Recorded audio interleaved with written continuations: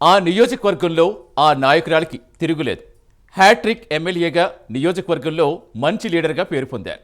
అధికార పక్షమైన ప్రతిపక్షమైన ఆ ఎమ్మెల్యే అక్కడ గెలవాల్సిందే. అయితే ఇప్పుడు సీన్ రివర్స్ ఎందుకైంది? మొన్న జరిగిన ఎన్నికల్లో ఓటమి పాలయ్యాక అసలు ఆమె ఆచూకీ లేదు. నియోజకవర్గ కార్యకర్తలు ఆమె కోసం ఎదురు చూస్తున్నారు. ఇంతకీ ఆమె అండర్ గ్రౌండ్లోకి ఎందుకు వెళ్ళిపోయారు? దీనికి గల కారణాలేంటి? వివరాలేంటో చూద్దాం.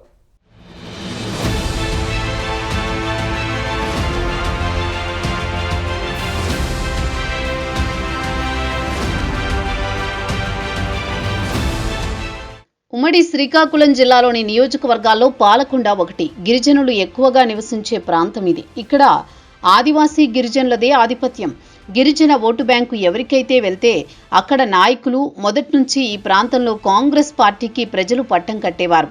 అక్కడ వండవదొర నాయకుడు. అతని కనుసైగల్లోనే ఇక్కడ రాజకీయం నడిచేది. వండవదొర కూతురు విశ్వసరాయి కళావతి తన తండ్రి తర్వాత రాజకీయ వారసత్వంతో పాలిటిక్స్లోకి ఎంట్రీ ఇచ్చారు.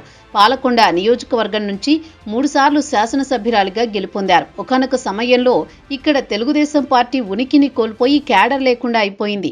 గిరిజన ప్రాంతాలు తమ ఆధీనంలోకి తీసుకుని వేరే పార్టీకి అవకాశం లేకుండా నాయకత్వం చేసింది.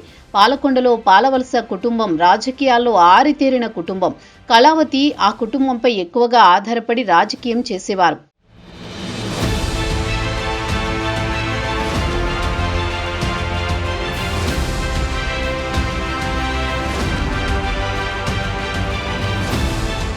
శాసనసభ్యురాలుగా కళావతి గెలిచినా పాలకొండ నియోజకవర్గంలో మాత్రం పాలవలస కుటుంబం పెద్దరికం చేస్తూ వచ్చేది. అది ప్రజలకి మింగుడు పడేది కాదు. ఆ కారణంగానే కళావతి పెద్ద మైనస్ అని కూడా చెప్పవచ్చు. అయితే పాలవలస కుటుంబ నియోజకవర్గంలో ఎన్ని అక్రమాలు చేసినా, దోపిడీలు చేసినా ఎదిరించే ధైర్యం ఎమ్మెల్యే లేకపోవడం, వాళ్ల ముందు కళావతి చేతులు కట్టుకుని ఉండడం అప్పట్లో చర్చకు దారితీసింది. అలాగే సెగ్మెంట్లో ఏ కార్యక్రమం చేయాలన్నా వారి సలహా తీసుకోవడం నియోజకవర్గంలో పెద్ద చర్చగా మారింది. అసలు శాసనసభ్యురాలు వాళ్ళకి దాసోహం అవడానికి గల కారణమేమిటి? వారి నీడలో రాజకీయం చేయడం ఏమిటని కార్యకర్తలు సైతం గుసగుసలాడేవారట. పాలకొండ ఎమ్మెల్యేగా తీవ్ర వ్యతిరేకత ఉన్నా, కార్యకర్తల్లో అసంతృప్తి ఉన్నా, ఈ నియోజకవర్గంలో తెలుగుదేశం పార్టీకి అంత బలమైన నాయకుడు లేకపోవడం గిరిజనులు కళావతికే పట్టం కట్టేవారు. కళావతి తను స్వయంగా నిర్ణయాలు తీసుకునే పరిస్థితి లేదు. అందువల్ల పాలకొండ నియోజకవర్గంలో శాసనసభ్యురాలిగా ఉన్న సామాన్య కార్యకర్త కంటే దారుణంగా ఉండేది ప్రజల పరిస్థితి.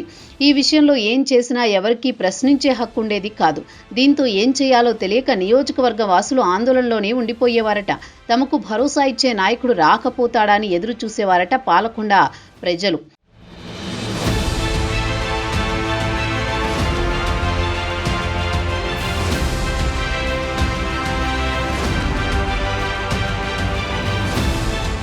ఇదిలా ఉంటే 2024లో జరిగిన ఎన్నికల్లో అభ్యర్థిగా నిమ్మక జయకృష్ణను టీడీపీ నియమించింది.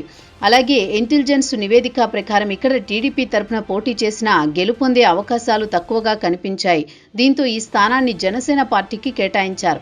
జనసేన పార్టీకి కూడా నిమ్మక జయకృష్ణ పేరు అధినేత పవన్ కళ్యాణ్ తెరపైకి తీసుకువచ్చారు.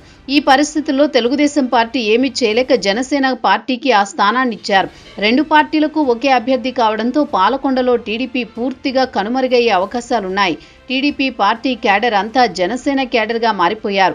దీంతో 2024లో నిమ్మక జయకృష్ణ శాసనసభ్యునిగా జనసేన తరపున ఎన్నికయ్యారు.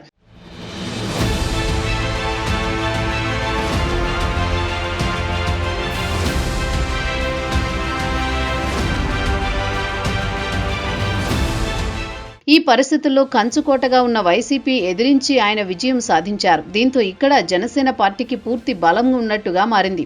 అందువల్ల పార్టీలు మారిన అభ్యర్థి ఒక్కరే అవడంతో టీడీపీకి మాత్రం ఈ నియోజకవర్గంలో పూర్తిగా క్యాడర్ లేకుండా పోయింది. మరోవైపు జయకృష్ణపై కళావతి ఓటమి పాలవడంతో నియోజకవర్గంలో ఆమె పట్టు కోల్పోయింది. ఎన్నికలు జరిగి 1.5 ఏడాది కావస్తున్న మాజీ ఎమ్మెల్యే ఎక్కడా కనిపించట్లేదట. అయితే వైసీపీలో ప్రతిపక్షంలో ఉండి నియోజకవర్గంలో సమస్యల కోసం పోరాటాలు చేస్తుంటే కళావతి ఎక్కడ ఆచూకీ దొరకట్లేదట. నిరంతరం నియోజకవర్గంలో తిరిగే నాయకురాలు కనుమరుగైపోవడంతో తమ సమస్యలు ఎవరికి చెప్పుకోవాలో తెలియక పార్టీ కార్యకర్తలు ఆందోళన చేస్తున్నారట. నియోజకవర్గంలో ఎన్నికల నుంచి కనబడట్లేదని స్థానికులు అంటున్నారు. పరిస్థితి ఇలాగే కొనసాగితే వైసీపీ పార్టీ కనుమరుగయ్యే పరిస్థితి కనిపిస్తోందని కార్యకర్తలు ఆవేదన వ్యక్తం చేస్తున్నారు.